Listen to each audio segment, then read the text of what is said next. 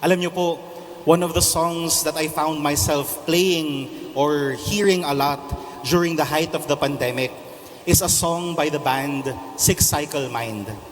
And if we listen closely to the lyrics of the song, I could not help but feel comfort and peace. Ang sarap po kasing isipin na the very lyrics of the song are God's words, are God's very words for each and every one of us to help us with our anxiety, to help us with our worry, to help us with our distress, fear, and troubles. Ang sarap po isipin that God is singing this song for us. The song po is entitled Sandalan. And it goes like this.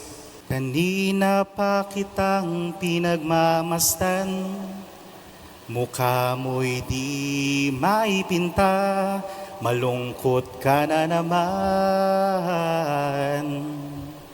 Kanina pa kita inaalok ng kwentuhang masaya, parang sa'yo'y baliwala.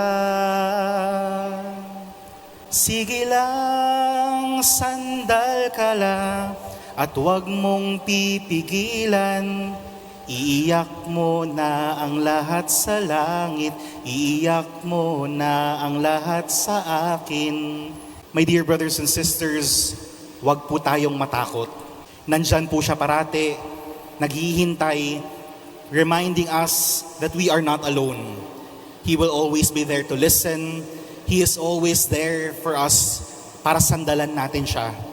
He is there para iyakan natin siya.